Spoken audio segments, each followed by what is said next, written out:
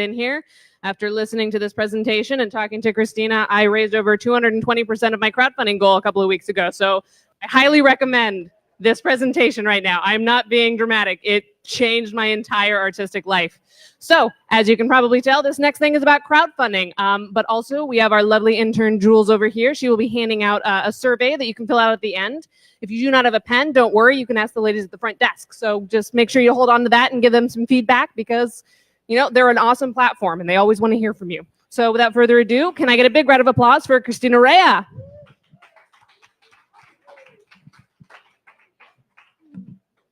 Hi, everyone. I'm Christina Rea. I am the director of crowdfunding at Seed&Spark, and I'm also a filmmaker. Before I really get into anything, I should say that this is going to be a lot of information. It's about 37 slides. So you're welcome to take notes, but actually if you write your email at the top of that sheet that I'm handing out, I can send you this deck probably by Tuesday. So yeah, just pay attention and engage with me. Please save your questions for the end. I'm going to try and leave room for that. But if anything is unclear, if I don't make any sense when I'm saying something, please do interrupt and ask me to clarify. So yeah, I'm a crowdfunding filmmaker. I started out on Kickstarter. I raised successfully twice, and then I met Emily Best, the CEO of Seed&Spark, and was sort of convinced to switch platforms because of a lot of things I'm going to talk about in this workshop. And I didn't regret it. I ran 2 campaigns on the platform and then joined the team, and now I help other filmmakers launch campaigns and raise funds for their projects. And we are a platform that's trying to create sustainability for independent filmmakers and really challenge filmmakers to think about crowdfunding as a way to have a career, not just raise funds for one project. And so this class is really about building an audience and engaging them and empowering them to become amplifiers for your entire career as filmmakers, not just about, the ins and outs of running one particular campaign. And I should say that crowdfunding is really hard, really, really, really, really hard. Anyone who tells you otherwise is lying to you. And so we believe that you shouldn't do all this work that I'm going to talk about for a one-off campaign. You should really be using it to create a sustainable independent career for yourself. And so think about that. A lot of what I'm going to talk about is social media marketing and how to talk to your audience. And a lot of what I'm going to say can be applied to just general audience building and social media marketing, not just crowdfunding specifically. And also, while I hope you would want to use Seed&Spark when you come out of this workshop, you can totally apply all these principles to crowdfunding on any platform and for any medium, but it is film specific. So we're a platform by filmmakers for filmmakers. As I said, we are not just about raising funds for one project, but we're trying to fix what we think is broken in independent film, and that is specifically that there's no control in the hands of the creators. A lot of filmmaking nowadays is sort of giving up the rights to your work, having no transparency from distributors, or trying to get in the right rooms for investors to decide that you're the right one to give money to, and then you give away sort of the IP of what you're planning to make. And that isn't sustainable. That's not having a truly independent career. That's not being in control of your career and being able to maintain the ability to get your projects funded again and again. And I think, as independent filmmakers, we're sort of trained to wait to be picked. We submit to festivals and hope to get in. We submit to grants and hope that we're the one that gets this one grant every year. Meanwhile, there are thousands upon thousands of filmmakers applying. And, that is not true independence. And so we're really about kind of identifying who the people are that want to see what you want to make and making that content through them. And, retaining the rights to your work the entire way through and cutting out the middlemen who typically sort of take the trickle down money from you that isn't a traditional model of distribution. So, and data transparency is key. Most if we're talking about I'm talking about crowdfunding for most of this, but I should also mention that we are a streaming platform, and I'll talk about that more. But data transparency is an issue in the film industry because you can't always see, who's watching your content, how much of it they're watching, where they're watching from, what else they're watching. And that really informs your ability to target your audience for your next funding strategy. And so we are really about you retaining that and having that ability to access your data so that you can target the people who care to watch what you make, so you know who to target next time. So yeah, we're a platform that was built for a kind of full circle model. You could just crowdfund with us. You could submit your projects just to stream with us. Or, ideally you're kind of doing both. You're coming full circle. You're crowdfunding on our platform, building an audience, and then, doing your festival run or whatever it is you'd like to do with the film or a series. And then you decide to stream with us to the audience that you've built on the platform. And on the crowdfunding side, we have the highest success rate in the industry. It's 75%. Typically, this year it's actually 85. And we have a whole bunch of other perks that I'll talk about. And on the streaming side, we have kind of the highest royalties out there. We don't take any rights from you. We're non-exclusive. We really are about filmmakers being able to essentially keep any kind of revenue that they get from their content without having to pay out to a bunch of middlemen, as I said. Okay, and I'll also just plug very quickly that we do things called crowdfunding rallies, and this one in particular might be relevant to many of you. We're accepting submissions for it right now. It's called Keep It Colorful. It's for pilots or series by creators of color, and it's in partnership with Color Farm Media, which is Eric Alexander's company. You may know her as Max from Living Single, and Black and Sexy TV. Basically, a crowdfunding rally is filmmakers launch campaigns at the exact same time and run for 30 days, and they do everything they normally would. They hit their goal, they build their audience, but they're also competing for a grand prize that comes with, in that case, $25,000 and mentorship and a bunch of other perks that come from our partners. And we also have one for features that we're also accepting submissions for. That's with the Duplass brothers, and that's for features, narrative or documentaries that are shot in the filmmaker's hometown. And that's for up to $50,000.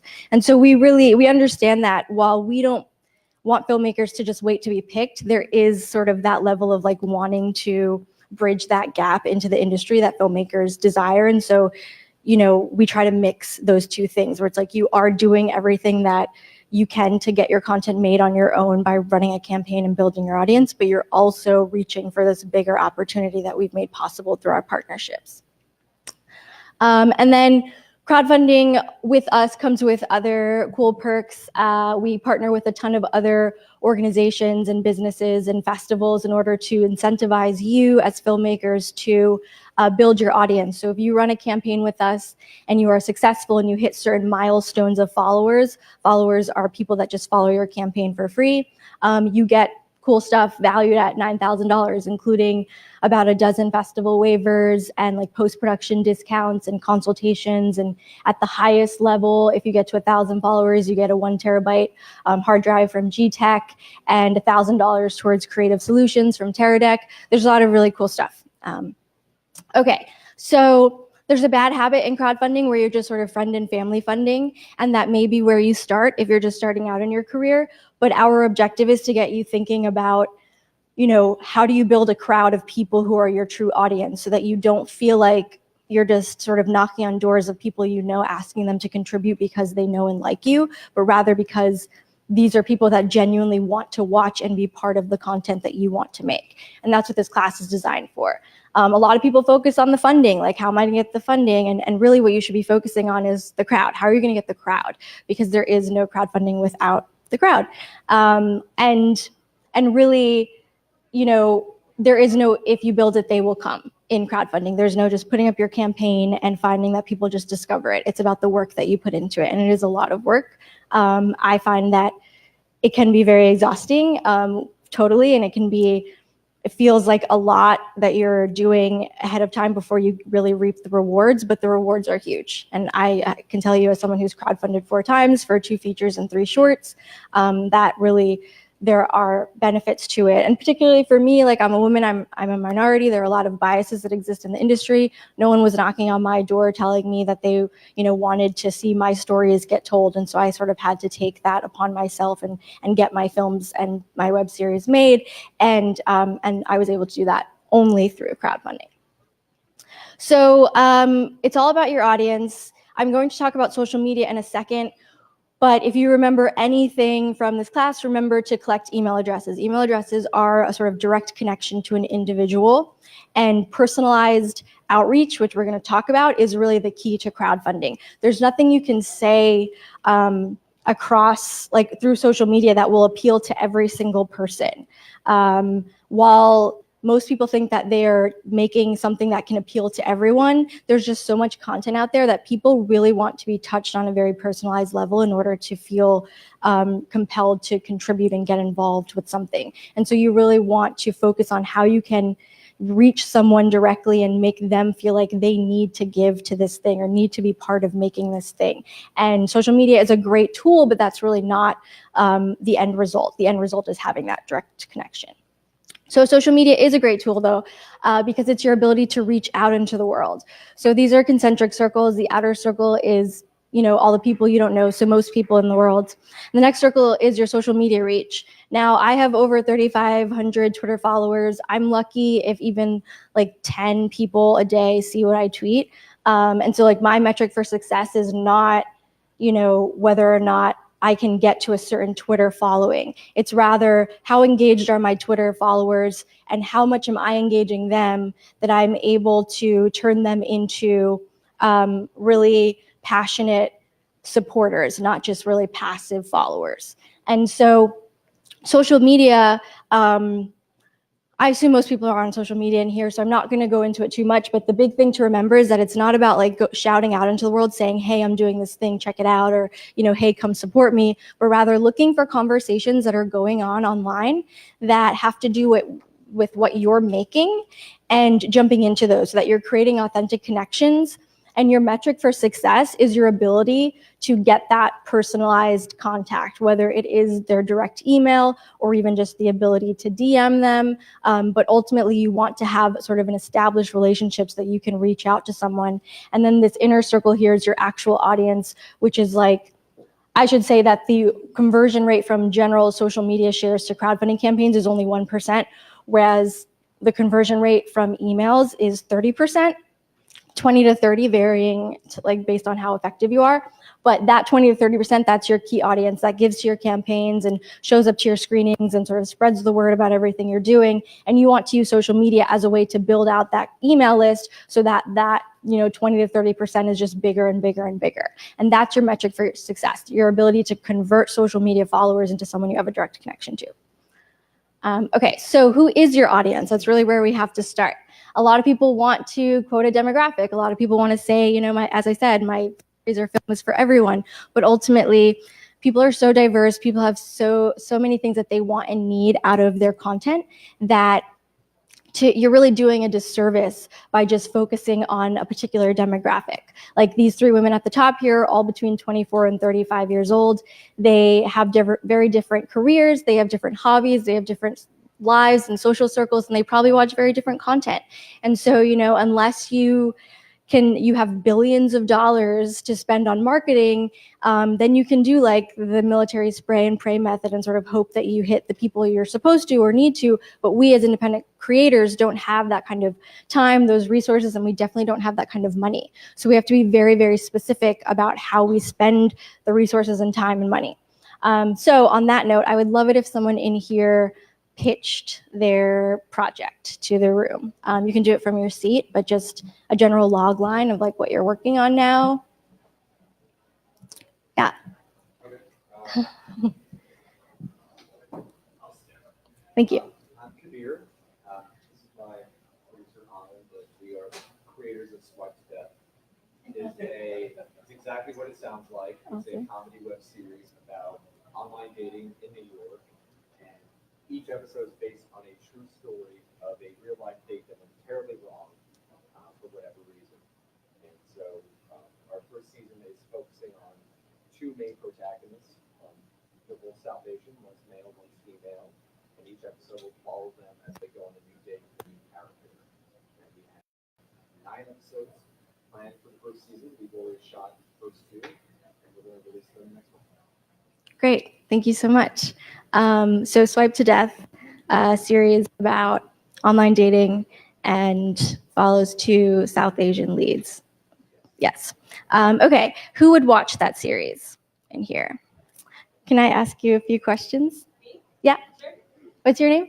I'm Beth. Beth, thank you. Okay, so where do you hang out online? What social media platforms are you using? Instagram and Facebook. Okay. And where do you get your news? Instagram and Facebook. So you're like clicking through, you're scrolling and clicking? Okay. Are you subscribed to any news outlets? No. Okay. What do you belong to any organizations? That's okay. I should say that this is a room full of content creators, and so like you want to ask these questions to people that work in different fields so you get a variety of answers. What kind of music do you like? All kinds. Okay. And how do you watch content? Mostly online. Netflix, Hulu, Amazon. Okay. Are you streaming like from your laptop or from like an Apple TV or Roku to your actual TV? Laptop. Okay, great. And what do you do with your free time outside of the internet? Well, I have dogs, so I go out and go to parks. Dog parks, cool. Do a lot of outdoor stuff. Okay, great. Thank you so much. So if we had time, I would ask more people, but we don't have time. So I'm just going to run through some things. Generally speaking, you want to get good at pitching your idea to people and try, as I said, trying to target people that have diverse backgrounds and different careers and really get a good variety going. And you want to make sure that you pitch to people who will be honest with you. And so like, most of my friends are filmmakers. I don't really bother pitching to them for the most part because they're going to watch content because they're like filmmakers and they care about it. But I'm trying to target people that won't be sort of inundated with crowdfunding campaigns all the time. And so like my husband is not a filmmaker and I'm really bad at small talk. I can only like talk about politics generally these days. And so when I go to, office parties with him, like I just practice pitching at his coworkers and that kind of stuff. And, I go into like my local cafe to get coffee. Sometimes I'm getting like a big box of coffee because I'm on set and it's like 5 a.m. and they ask me why I'm up at 5 a.m. getting all this coffee. And instead of like being super tired because I haven't had my coffee yet, I try and like get my energy up and pitch to them and see how they respond to it. But you want to get good at that and make sure that you'll pitch to people who will be honest with you. So like I don't practice on my mom because she'll watch literally anything I make. So any sort of answers I get from her will skew my data because I won't know if she's really interested in that thing or if she's only interested in me and like wanting to watch everything that I do. So that's key. And then you want to kind of start collecting information. Where your audience hangs out online informs the social media marketing that you will do during a campaign. If most of your audience is saying that they're only on Instagram, then that's where you would, sort of plan to be marketing during your campaign. However, if you hear that they're sort of evenly across all platforms, then you need to have a really robust social media marketing strategy with different people that can hit different platforms. And then where people get their news, that really informs like not only how you'll reach them. So let's say you have people that subscribe for their news. It comes to their inbox or it comes to their phone. Then getting people to subscribe to your newsletter or something like that before you launch will be key. However, if you hear that your audience are social media clickers, they look to see what their friends are sharing or, people they follow, influencers, and they click through, then getting people to share and like sign up for something like Thunderclap where it's like, tweets will go out automatically the day you go live. That will be really imperative to your marketing during a campaign.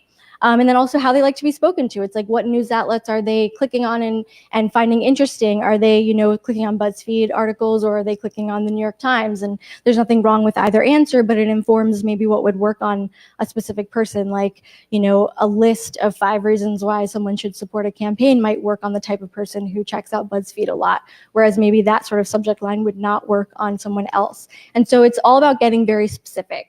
And then music they listen to, you never know how that can inform ways to network with people. The key here is like reaching people, speaking to them the way they like to be spoken to, and also finding ins of like interest that isn't just, hey, check out my campaign because XYZ, but rather like, oh, you like this kind of music, that it plays a role in this film, or, we're partnering with this local band. an example of this, there was a campaign on our site called Res. It's about a young man growing up on a reservation. And it's a coming of age story, but he found out through targeting his audience, his local audience, that they were very interested in this one particular hip hop artist. And so he got the rights to their upcoming song for their pitch video, and the pitch video ended up going viral. Now, going viral is not something that you can plan on, but you can do your homework and set up the conditions that would make that possible. And so that's like, you really want to think about reaching beyond just the subject matter of your project or the themes and say, like, what are my other ins for people, whether it's like going to local, musical acts or like concerts, or just trying to find people who would be interested in what you're making. How people spend their free time is really key. Nothing has the highest conversion rate like face-to-face, getting in front of people and talking to them. And so getting out and being at events is really important. When I did this class once, there was a woman who said she gardens and that's all she does. And like, she writes on gardening forums and she is part of a gardening club. And she really liked the other woman's project that she had pitched. And I was like, well, look, there's a woman you wouldn't reach who maybe would give you money. Like, you wouldn't reach her unless you joined a gardening club or got on these forums where people talk about gardening.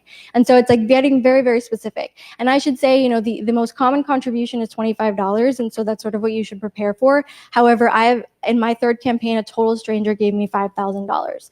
And so like, you never know who that one person is that really matters. And you should treat every single person like they're that one potential person. I should go back to news for a second. When I was making my first feature, it was a horror film, and I made it right out of college. I had just been in an analytical course about horror films, and so I reached out to all of my classmates from that class and asked them how they got their news about indie horror. And through them, I found 35 different sites and blogs that I had never heard of. And I was able to reach out to every single one in a very specific way. It wasn't just like a blanket press release, but it was like, hey, I know that your readers care about this stuff. Here's how what I'm making relates to that. And it wasn't, pandering in any way. I wasn't changing what I was making. I was just changing the way I spoke about it to sort of appeal to that exact site's readers' interests. And that's how I got a ton of press and a lot of like genre support during that campaign. How people watch content is really key in terms of figuring out your budget, which, making a crowdfunding and making a film is sort of like starting a small business. You really want to think about the end game of your entire film. What do you want to do with it? Your entire film or series? What do you want to do with it? Because that informs sort of your strategy for crowdfunding. Maybe you're going to do multiple campaigns. Maybe you're going to try and do it all in one. You really want to build in all the costs. And let's say that your audience mostly watches content on their laptop. They're not even like streaming on their TV. They don't really go to the theater anymore. There's no reason why you really need to budget to shoot in 4K or higher. Similarly, you don't need to budget for like a theatrical maybe, but you do need to budget for deliverables for certain platforms. And so it's like really having that nuanced understanding of your audience, because ultimately you want to meet them where they are. And so like, you may think making a feature film means screening it on a beautiful theater, because that to you is what you always viewed as making movies, but your entire audience is like, I don't go to the theater anymore. Then you need to like decide that that's not the right route for your project. Or the other side, like maybe you're making something where the audience skews older and they do still go to the theater and they're definitely not streaming content on their phones or even their laptops. And then you do need to budget for some of that stuff. And so you really want to have that information before you get into any of this. And then social media can play a big role in this. When I was making my second feature last year, I crowdfunded in February of 2017. I asked people on social media, I did like a pitch about my feature, and I was like, hey, who would watch this? Honestly, can you comment if you would? And then I asked them those series of questions through social media. And so you can do a lot of this. It doesn't all have to be in person, though I will say it's easier to gauge people's honest reactions in person. And then, the big thing about social media is, again, thinking about it as a tool to reach people in personalized ways, not just to like announce things, and to make sure that you feel comfortable on the platform that you're on. Like if you find that most of your audience is on Twitter, but you're just not a wordy person, you're a visual person, like you don't feel comfortable fully tweeting and putting out compelling, interesting tweets, and you only want to be on Instagram, then be on Instagram, but get someone on your team who can be on Twitter, engaging the people that are on there that care about what you want to make. So make sure that, you're being authentic, and don't buy followers, because people can spot that a mile away. And like I said, what use is that to have, 100,000 passive followers that are bots? Like, they're not your audience, they're not engaging, they're not going to give you any money, so what's the point? Okay, and then partnerships can be really effective in crowdfunding. Like I said, musical groups, like you can partner in that way, but also organizations. Like, we see a lot of like documentaries in particular, but also anything that's cause-driven, partner with nonprofits. But the big thing is to remember that what is their incentive to say yes to your ask? They're busy, they probably are underfunded, they probably have like a lot on their plate, so why should they say yes to you? So you really want to think about what you're offering them and how you can create a mutually beneficial relationship. And you want to be early, like reach out early. So you want to know, what are you saying to people? What is your social media strategy? What's your messaging, so that you can get all of that approved ahead of time before you launch a campaign. An example of this, one of my favorites, is a filmmaker named Michael DiBiasio. Some of you may know him. He's a local filmmaker. He made a feature named called The Video Blogs. It was about a young woman struggling with depression who recorded video blogs and then made a connection with someone online.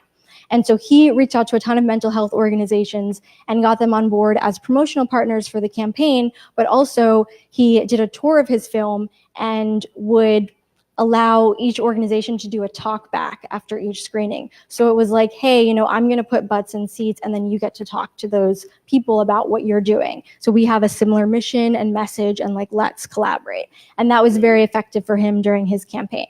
We've seen people do it in a variety of ways. Like, it doesn't have to be cause-driven. It could be like a local restaurant or something. Are you making a film that's set in a bakery? Think about who that organization wants to reach and how you can help them do that.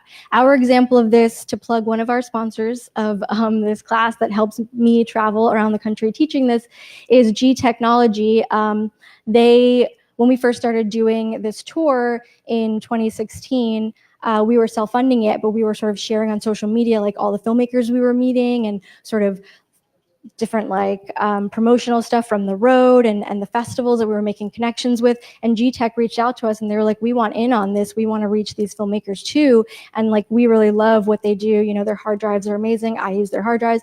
And so we were like, yeah, like, let's partner. And so now they fund our tour. And so like, we plug them in our class, and it doesn't have to feel like shady to get sponsors or partners. It doesn't have to feel like you're sacrificing something if you're partnering with someone who has the same goals and ideals as you, who like you can feel good about plugging. And so I think think about that. Like, it doesn't have to feel like you're selling out to get sponsors on board or get partners on board, but really thinking about, okay, like, how do our missions align? Okay. Speaking to your audience, similarly, you want to make sure that you are speaking to audiences the same way you speak to partners or people that you're trying to hook. It's about offering, not just asking. An example of this, when I first ran my first campaign, was in 2011. It was before anyone was really talking about crowdfunding and before there were like think pieces on the do's and don'ts of crowdfunding. So I was kind of flying blind.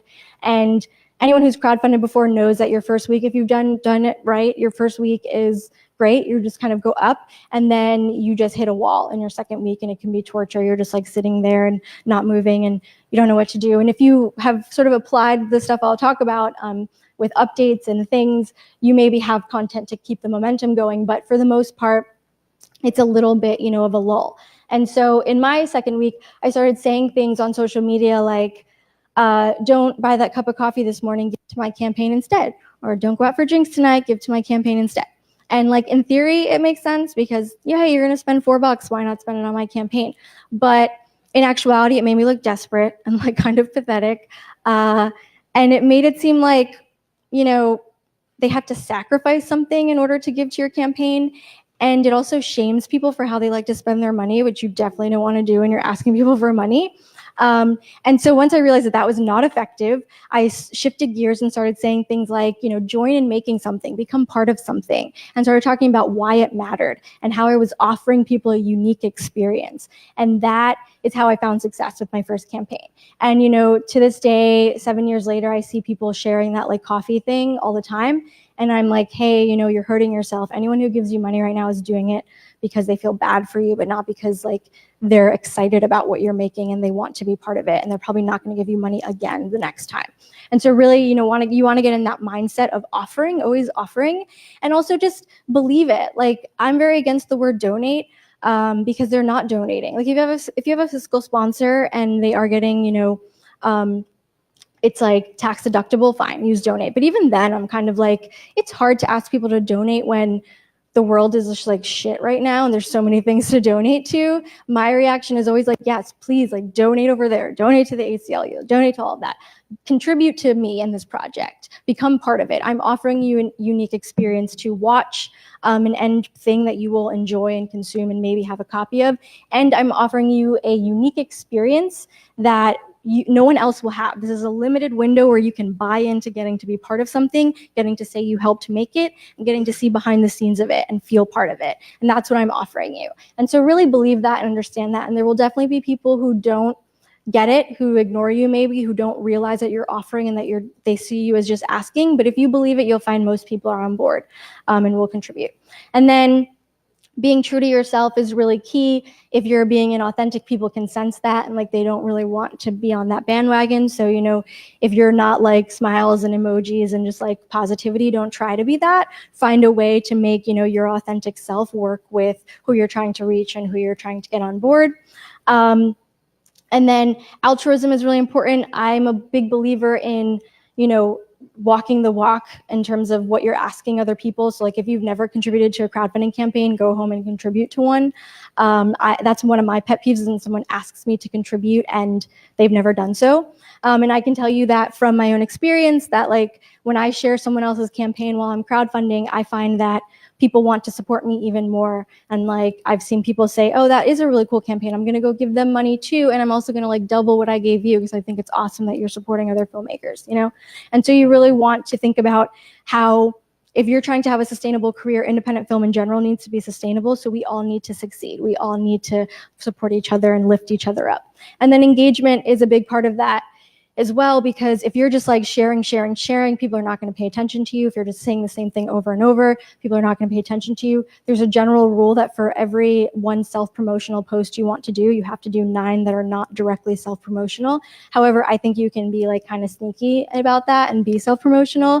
For instance, I do a lot of LGBTQ inclusive work. So like when I'm not directly plugging what I just made or what I'm asking for money for, I'm sharing, news articles related to LGBTQ rights. I'm sharing other content that I'm a fan of that has a similar audience that I want to reach. I'm doing a lot of like world building around the thing that I'm making. And so you really want to think about how you can build the world around what you're making and how that will hook other people to then maybe like see the tweet you sent, a couple hours ago, or the link that's in your bio that goes to your campaign. You want to create authentic conversations and sort of hook people in a variety of ways. And just asking is not really going to do that.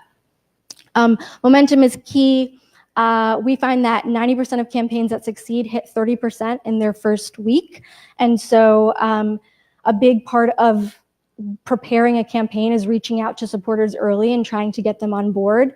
And sort of people feel safe knowing that, you'll raise enough to make the thing. So like, just to say quickly, I'm sort of against flexible funding because I think it's hard to get people on board early because they feel like, oh, if you only get 10%, are you going to make the thing, or are you just going to take my money? And I've been burned in that way. And so like, you want to make sure that people feel comfortable coming in on day one. And so our platform is 80% to get greenlit. It's not all or nothing. You have to get to 80% in order to get your funds, because we believe that any truly resourceful filmmaker can make the film or series that they've promised on 80% of their goal. But anything less than that is sort of sacrificing something they've promised. And so it gives like you some flexibility, but also has accountability built into it and transparency for your audience and sort of trust building built into it. So you want to create this feeling that it's going to be successful. And a big part of that is getting to 30% as soon as possible, because we've seen that is the sweet spot where strangers feel comfortable getting involved. So you want strangers to go to your page and say like, oh, there's some momentum behind this. I want to be part of this success train. And so, yeah, getting people to commit early is really imperative. Okay. So how much? People often think there's like a magic number that everyone can raise. There really isn't. So for some people, raising, $50,000 is impossible but doable. Like for someone else, it's doable, whereas like $5,000 is impossible, and it's like cake for someone else. And so it really is about your network reach when you start out, and kind of also the affluency of your audience. I'll be honest. That said, once you're at a certain campaign sort of momentum, like my first campaign was very much built on the people existing in my network. My second campaign was strangers, largely like people who were genre fans whose sort of income level I didn't necessarily know. And so I, like, coming from a single mom, like very humble means, I was able to start reaching people who were able to give me more than $10 and $25 because of this work that I had done, because I was targeting people who were actually my audience, not just my friends and family. But when you start out, you really want to think about that kind of stuff in terms of your existing network. I will tell you that on average, only 30% of a team's full network will contribute.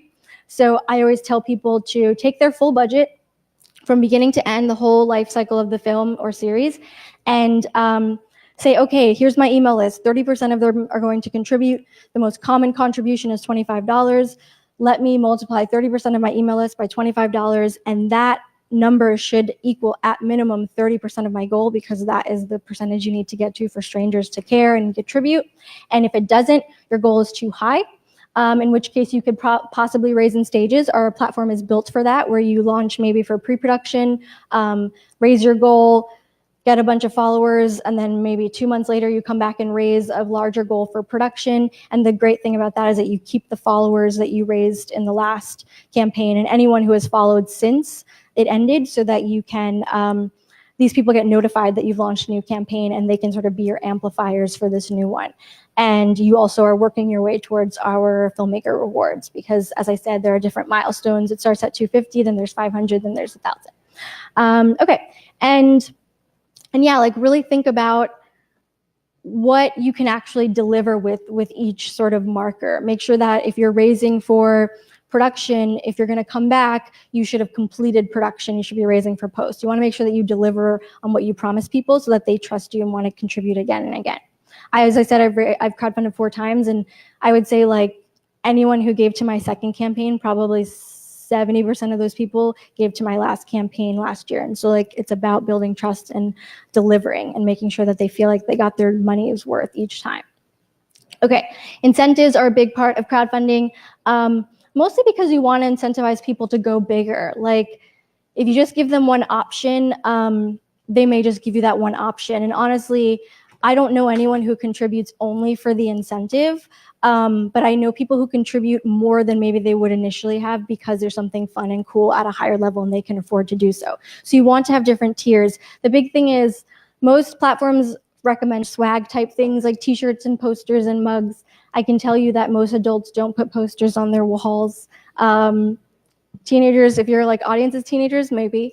If you're making like a documentary about, bands or something, like maybe. But for the most part, people just don't really care about posters, and people always want to offer posters. I don't get it. It's a waste of paper and money. But like I have my own posters on my wall, but that's really it. So anyway, I think that you shouldn't spend money on incentives. I think that you should really utilize things that you're already doing and creating value around them, and also doing things that will help you reach people, that will sort of indirectly market the campaign. So higher level stuff are things you can create exclusivity around. Of course, people want to see the thing that they're helping make, so at some level you should offer like a streaming link or a digital download, maybe DVDs if you think your audience is still really into DVDs. I think that's sort of being phased out.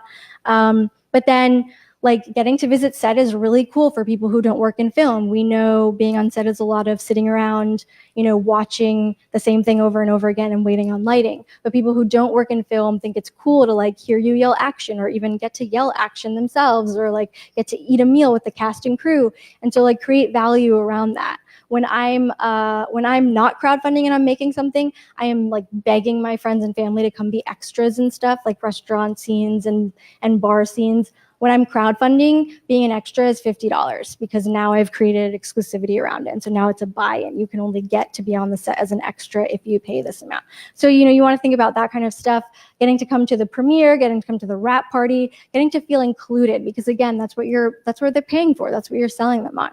And then lower level stuff, you're going to have probably hundreds of people giving at the $10 to $25 level. So we think that that shouldn't cost you any money, and it should really market what you're making and help reach more people. Our favorite example of this is a photo here of me with Amelia Earhart. It's by a filmmaker named Sean Mannion, who's a friend of mine. He was making a film called Time Signature. It was about a woman who was going to the concert of her favorite band and found out that the drummer had traveled back in time to tell her something. So he was offering at the $25 level, anyone who gave that amount would get to be photoshopped into a time of their choosing. And he happened to be very fast and very good with Photoshop. And it sort of perfectly tied into the theme of what he was making. I'm not like a huge Amelia Earhart fan, but Sean and I are friends, and I told him to surprise me. And I guess he knew I would want to meet a woman in history. And so he gave me this photo. And of course I shared it all over because it's funny and it's cool and it's like is silly and it's worth sharing. And he tagged me in, and of course I let everyone see it, And so his campaign was super successful at the $25 level with strangers who didn't even care so much about the movie. They just wanted to get their own photo. And people were just refreshing his campaign page to see the next photo that was going to come out because some of them were really funny and silly. And so that was super effective because it really marketed the thing he was making and offered something to people that they genuinely wanted. We've seen people try to replicate this, and sometimes it works, sometimes it doesn't.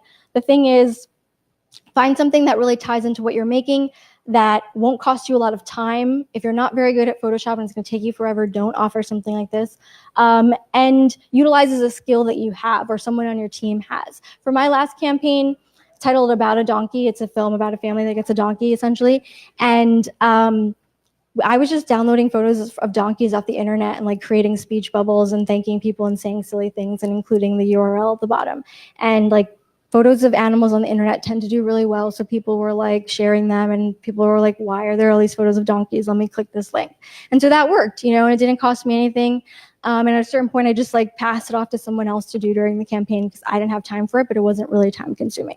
And yeah, and so think about things that you can do. We've seen certain things that are shot in beautiful locations and everyone gets a unique landscape photo. There are a variety of ways that you can sort of be visual and personalized. And then pitch videos are key to crowdfunding. Not everyone is going to engage with everything on your campaign. Some people are just going to click, contribute at whatever dollar amount they want. They're not going to read the story. They're not going to read every incentive. What they will do, though, is watch your pitch video. And we found that statistically speaking, you have 15 seconds to hook your audience or they stop watching. So you really want to make sure that you kind of set the tone of what you're making and hook the people that want to see it. No one wants to push play and just see your face. Maybe your parent does or your spouse, but generally speaking, they don't just want to see a stranger's face talking to them. They want to be hooked with whatever the tone of whatever they're making. Your audience targeting, not friend and family funding. So if you're making something scary, you should try and scare them. If you're making something funny, you should try and make them laugh. The point is you want to show off your aesthetic as a filmmaker and prove that you can do the thing that you're trying to say you can do. I understand that filmmakers sometimes don't have money and they think, well, oh, people will understand that I don't have money yet. That's why I'm asking for money. And, the thing I make will be much better than this thing that they're watching. But they don't. They don't make that connection. They subconsciously are just oh, well, that's a reflection of the quality of the end product. So you want to make sure that you have good sound. You want to make sure that you have good framing. You can get beautiful images on your phone these days. There's really no excuse not to have just a nice, well-lit shot thing and just shoot it in a quiet space where you can get good sound. And then you have, statistically speaking, you have 90 seconds to sort of pitch, and then people stop watching and they decide if they're going to contribute. So you want to hit the who, what, and why. Who are you and your team that you're asking people to join? Who are the collaborators? What's their mission? You want to be very concise. What is it? Story is everything. So what's the story? And then why? Why does it matter? Why now? Why should they want to be part of it? Why should they care? What are you offering them that they're not getting elsewhere? And that could be about representation, some kind of representation that they're not getting, or about, some sort of undertold story or a historical event that hasn't been told before. Or it's just I want to make people laugh because people need to laugh right now. That could be your why. It could be that simple, but you want to always have a why. And you want to do it within 2 minutes, really. And Shutterstock is another sort of sponsor of our tour, and they also have discounts in our rewards and just like a general discount that if you give me your email at the top of that sheet, you'll get in the email that we send out. But they're really great for getting footage, to use stock footage, because like if your film is set at a party and you want to open with footage of a party, but you don't have the means to shoot that right now, you can just like use stock footage and open with a party. Or like you're trying to say your film was shot in Chicago and you want some like footage of Chicago, and you can just like get that on Shutterstock. So those are things that to think about how you can sort of build production value into your video without having to shoot it yourself. We're the only platform that promises every single campaign feedback. That's why we have the highest success rate in the world, twice any other platform. The thing is to build that into your timeline. So like the feedback process can take, up to 2 weeks if you have to make a lot of revisions. Most people who take this class are in a better position, but people that just blindly submit with like them in front of their laptop pitching, they're going to get a lot of notes from us about how they need to improve that video. And so you want to build in time for that. So just be aware of that. And generally, I think that you should submit even earlier, because you want to get an approval date early, and then you can say like, okay, I'm going to go live on this date and this time, so let me reach out to my core supporters to try and secure 30%, and let me start hyping the launch on social media so people know it's coming. And then you want to have a schedule, the same way that you want to go into a film set with a schedule, but also to be flexible in case things go wrong. You also want to have that plan for a crowdfunding campaign. You want to be able to say like, this is the plan, but if something changes, like, let me see how things are working. You may find that on last Tuesday, you have a ton of traffic and a ton of contributions. You want to be able to say, okay, what was I doing last Tuesday? And what am I doing differently this Tuesday that I'm not getting all of that? Or like, oh, this press outlet that we got like 3 weeks ago was really great for us. Let's try and get on there again. So you really want to think about all that stuff. And then if all of this sounds like a ton of work, it absolutely is. Generally, I think that the way that filmmaking is collaborative, so is crowdfunding. Anyone who's getting a producer credit really should be part of the audience outreach, because building an audience benefits everyone who works on the film. And really this is, finding the financing, which is part of a producer's job. But generally you want to have a team of people who can sort of manage the campaign when you can't. If you work a 9 to 5, you want to have someone who can be managing it during those hours. If if you have certain skills that you need to fill in, you want to have someone who can do that. I don't do my own graphics and like assets for visual promotion. That's like not my skill set. So I always have someone else who's doing that, even though I'm doing like a lot of the actual outreach and marketing in my campaign. So really think about the gaps that need to be filled in. And then direct outreach is really key. There's, as I said, a 20 to 30% conversion rate from direct email outreach. Mine is actually higher. It's about 40%. And that's because I'm very, very personalized in my outreach. I have a very robust email list, and I sort of break it down by like how I met people, the things we talked about, if I can recall that, or at least like, what film did we watch together at a festival? Which of my film did they see at a festival? And I'm able to sort of, when I'm working on a campaign, say like, okay, hey, you care about these things, let me reach out to you with this kind of wording. And I'll say, hey, so-and-so, so lovely meeting you at blah, blah, blah. I know that you care about this stuff, and here's how it applies to what I'm making. So you really want to be as direct as possible. You want to have updates that kind of give people something to share throughout the campaign. So like meet the cast videos, photos of your location scout, anything that feels like they can announce, because it's hard to get people to share your campaign over and over again. You want to give them other stuff to share. That's like, hey, this film that I just supported, they attached their lead actor, check out their, video or their reel or whatever it may be. And then social media is really imperative to like enticing people. So if you have a 2-minute meet the cast video, maybe you share 20 seconds of it on social media and say, want to see the rest, check out the campaign.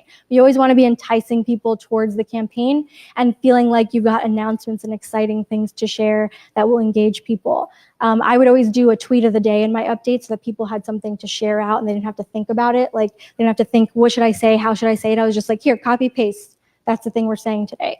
And then get out, as I said, like live events are great for conversions. This is me at Pride in 2014 with my best friend and collaborator. We were going to go to Pride anyway, but we were also crowdfunding that month. And so we decided to like wear shirts that had our URL, and we weren't necessarily like plugging the campaign to people at Pride because they were celebrating. We weren't going to like bother them about a campaign, but we were using the trending hashtag NYC Pride and including our campaign URL, and that got us a lot of traffic that day. And then we also got an update out of that for our supporters. And then during the campaign, You want to continue communicating with people and learn from your audience.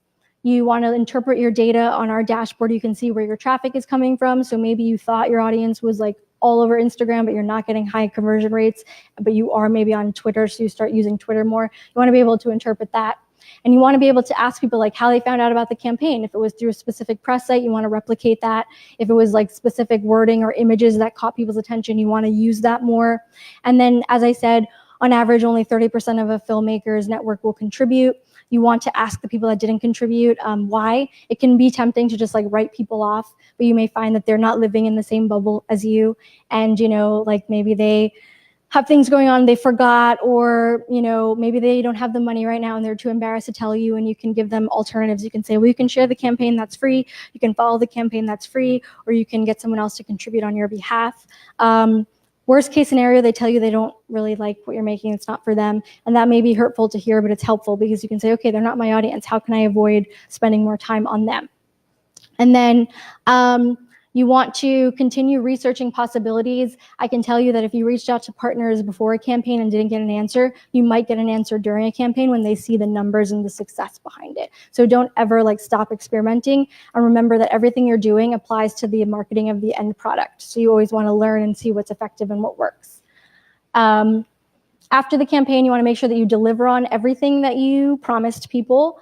Very quickly, I'll tell a story. There was a guy who gave to my second campaign on Kickstarter. It was my first feature. Total stranger, gave me $100. I didn't know him, but I saw on his profile that he had given to a ton of projects, so I assume he was just like a supportive type. I thanked him. I gave him the incentives that he was, you know, expected, and then I pretty much stopped speaking to him because he was a total stranger. However, I sent out updates through the entire process of post-production and our festival run and eventually our VOD release of the film. I sent out like things I learned from directing my first feature. I blogged about a lot. I did like before and afters of our color and of our sound mix and of our visual effects, and like there were a lot of updates going out. So when I reached out to him 2 years later on Seed&Spark for my new campaign for 2 shorts, I thanked him again for contributing 2 years ago. I told him I hope he liked the film because at that point he had seen it. And he replied immediately and said, Christina, it's so lovely to hear from you. I have to say that I've given to so many campaigns where I never heard from the filmmaker again, or I never got my incentives, or they only reached out when they wanted us to promote the VOD release or something like that. And he said, you really made me feel part of making it. I've loved watching your journey as a filmmaker.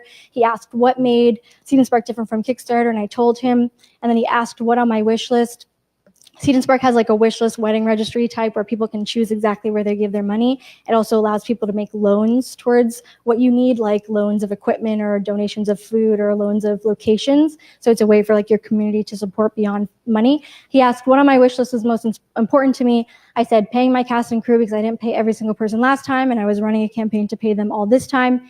And within 5 minutes, he fulfilled the remaining balance, which was $1,000. So he went from a total stranger who gave me $100 to still basically a stranger who gave me $1,000 because I had made him feel included in my film. And like I blogged about making it, and like I would have done that anyway. And so while maybe only 10% of people were actually reading all of those updates, you never know who it matters to and like who really matters. And actually last year he had been laid off and didn't have money, but he still gave me $150 in that campaign because he wanted to be supportive. So like, it's pretty awesome. Afterwards, to plug another one of our sponsors, Ncrawl, they're really cool. They can do your credits for you. You should know that after you crowdfund, you're gonna have like 300 people you need to put in your special thanks in the credits, and you're probably gonna forget someone, or you're gonna need to like update it along the way, and Ncrawl will help you do that. They have great rates. They have a discount on our site, and you should check them out. If you gave me your email, you'll get a discount from them. And then you want to just keep building your audience. Think about every festival as a means to carry over into your next project. No one project should just like cancel out everything you've done with your audience. I had people who came to see my first feature, which was a horror film at horror festivals, give to my second feature 2 years later, which was a comedy about a family that buys a donkey. Like totally different genre. That's because I like made them feel included in my work. I would collect their email addresses at the festival. I would update them about like my mission for each project and made them feel like I was worth supporting. And then, as I said, we are a streaming platform. You can totally check that out if you'd like. We are always accepting submissions on our site. It's free to submit. That's it. I think I have a couple minutes for questions. Okay. If anyone has questions. Yeah. Yeah, so if you got that sheet that was handed out, if you write your email at the top, you'll get an email with this deck and like a bunch of other resources and discounts and stuff. Yeah. If we're trying to raise for season 2 or something that we've already raised through Seed&Spark. Does that change the dynamics of the pitch video at all, or any of the other sort of pitch materials? They've got something, you can see it. It does, because you're able to sort of open with footage of the actual thing. And maybe like when I was crowdfunding for 2 shorts, I originally was going to crowdfund for my 2nd season of my web series, but the actors all kind of their career just like took off. And so I ended up saying, well, I'm going to make 2 shorts instead. And I still used the opening footage of my web series, and I had like quotes from press that we got, and I had awards that we had won. And so like that was sort of creating context for me as a creator, and I was still able to crowdfund through them, through that audience for that web series. I would say that it's easier to crowdfund for a 2nd season of a web series because of a built-in fan base of people who want more. And so really you just want to make sure that you're creating context for like the success and the audience of what you already have with that 1st season. Any other questions? Yeah. I have 2 quick questions. One, how easy is it to add new perks when you build the campaign? And generally, is that more successful, less successful? It is easy to add new perks during a campaign. You can just create a new level. A lot of people do it during the like 3rd week when they're trying to get more momentum behind. I always say, you know, if you're thinking of doing that, have something that you hold back that you'll offer to people. The challenge can be making sure that the people who gave at whatever that level is before, that they still feel appreciated and recognized and not like they're missing out on something. And yeah, it's very easy to do, like through the platform itself. You just launch a new incentive, and we have seen to be very effective to get like a new level of interest, like, oh, limited time perk this week only, or only up to 20 people can get this thing. And so yeah, it's very effective. Anyone else? Yeah, sorry, you had 2. Not directly related to Seed&Spark, but I saw you had MailChimp as a suggestion for like email. With the new GDPR laws and whatnot, like how does that affect people that already have like a MailChimp account with like 1,000 subscribers? Yeah, I think that it does. As long as they opted in themselves, I'm pretty sure that it isn't affected. I would have to double check on that, but I know that I was looking into it recently, and I'm pretty sure because they opted in, if they've opted in the past 5 years, then you're fine. And so if you're adding emails to it yourself, that's where you might get yourself in trouble. So yeah, you would just want to keep a record then of someone like approving that ad. And I should also say that MailChimp is very effective for updates throughout a campaign, or like being a reminder to people, or like working as a newsletter. But it's hard to be personalized with MailChimp because people can tell that it's coming from MailChimp and it's not you just like sending a direct email. So I actually recommend just like creating a canned email in Gmail and just like always inserting that into a personalized email, because it's less likely to go to spam and more likely to get opened and clicked. One more question. Anyone? Yes. I just wanted to, I guess, hear your thoughts on the streaming service. Oh yeah, so the streaming service, we have currently about 260 films and series streaming. It was originally $6.99 a month to subscribe. We just rolled out a pay what you can model starting at $2 because we want to be sort of friendly to any kind of income bracket. So between $2 and $10, you pay what you can. You get unlimited access, and then filmmakers make money based on minutes watched. So the more people watch, the more they make. Currently, the average payout is 30 cents per minute watched. That will fluctuate based on how much people continue to watch versus how many more subscribers we get. We don't take any rights from you. We are non-exclusive. You just can't be free anywhere else. And we don't accept everything that gets submitted, but like we are very open to independent content. We definitely want more web series. The main thing is that we're an inclusion-focused platform, so we like to see content that is highlighting underrepresented voices or sort of challenging the status quo of representation in some way, because we're really trying to challenge like the lack of diversity that exists in mainstream media. And that's it. Thank you, everyone. I'm going to stick around, so feel free to chat with me outside. Awesome. All right, one more round of applause for Christina. Woo! And she means what she says. She will stick around. She will talk to you. She is awesome. So definitely make sure you go talk to her. So she talked a lot about audience building in this presentation, which is relevant because our next panel is actually all about audience building. So you've gotten this perspective, and I hope you come back in about 15 minutes to hear more, because that's what all we need. We need eyeballs on our shit. So I'll see you in 15. Oh, and make sure to give your surveys back to Christina.